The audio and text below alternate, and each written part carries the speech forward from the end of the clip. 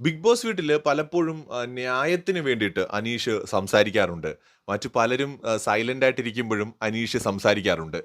അനീഷ് എനിക്ക് തോന്നുന്നു അങ്ങനെ വലിയ ഫേവറിറ്റിസം ഒന്നും ഇല്ലാതെ നിൽക്കുന്ന ഒരാളാണ് ബിഗ് ബോസിനകത്ത്.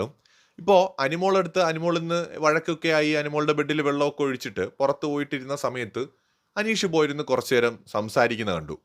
അനീഷ് അങ്ങനെ സംസാരിക്കുന്നു എന്ന് കരുതിയിട്ട് അനീഷ് അനുമോളിൽ എന്ത് തെറ്റ് ചെയ്താലും നാളെ അതിനെ സപ്പോർട്ട് ചെയ്യുന്ന ഒരാളൊന്നുമല്ല. ഇപ്പൊ ഇന്ന് തന്നെ ടാസ്കിൽ പലപ്പോഴായിട്ട് അനുമോള് ആ ഒരു തൂണിൽ ചാരി നിൽക്കുന്നുണ്ടായിരുന്നു. അതായത് ഇന്ന് ലൈവില് എപ്പിസോഡിൽ കണ്ടോന്ന് ഞാൻ കണ്ടില്ല. ലൈവിൽ ഞാൻ കണ്ടിരുന്നു.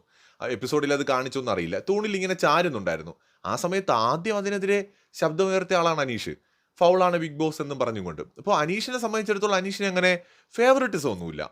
എനിക്ക് തോന്നുന്നു ആരുടേതുമില്ല. അനീഷ് സത്യത്തിൽ ബിഗ് ബോസിനകത്ത് ഒറ്റയ്ക്ക് നിന്ന് ഗെയിം കളിക്കുന്ന ഒരാൾ തന്നെയാണ്. പക്ഷെ എന്നിരുന്നാലും ചിലരിടത്തൊക്കെ അനീഷിന് ഒരു പ്രത്യേക ഒരു ഇഷ്ടമുള്ളതായി തോന്നിയിട്ടുണ്ട്. ഷാനവാസിന്റെ അടുത്ത്, അനുമോളുടെ അടുത്ത്, ആദില നൂറയുടെ അടുത്ത് അവരോടത്തൊക്കെ ഒരു കൺസേൺ ഉണ്ട് അനീഷിന്.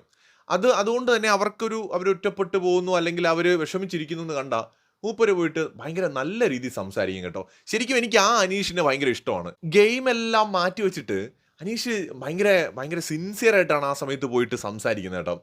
ശരിക്കും ആ സമയത്ത് അനീഷിനെ കാണാനും ഒരു ഐശ്വര്യമുണ്ട് മുഖത്ത്. ഭയങ്കര പോസിറ്റിവിറ്റിയാണ്. അത് ഇപ്പോൾ ഷാനവാസിന്റെ അടുത്തായാലും ഇവരോടൊക്കെ ചില സമയങ്ങളിൽ അനീഷ് ഭയങ്കര സപ്പോർട്ട് ചെയ്യും. എന്ന് വെച്ചാൽ മോട്ടിവേറ്റ് ചെയ്യും. അവർ ഇമോഷണലി ഡൗൺ ആയിട്ട് ഇരിക്കുന്നു എന്ന് കാണുമ്പോൾ മോട്ടിവേറ്റ് ചെയ്യും. അത് ആ ഒരു സമയത്ത് മാത്രമേ ഉണ്ടാവൂ. അത് കഴിഞ്ഞാൽ പിന്നെ അനീഷിന്റെ ഗെയിമുമായിട്ട് മുന്നോട്ട് പോകും. അങ്ങനെയാണ് വേണ്ടത്. തീർച്ചയായിട്ടും ഇതൊരു ഗെയിം ഷോയും കൂടിയാണ് ആത്യന്തികമായിട്ട്.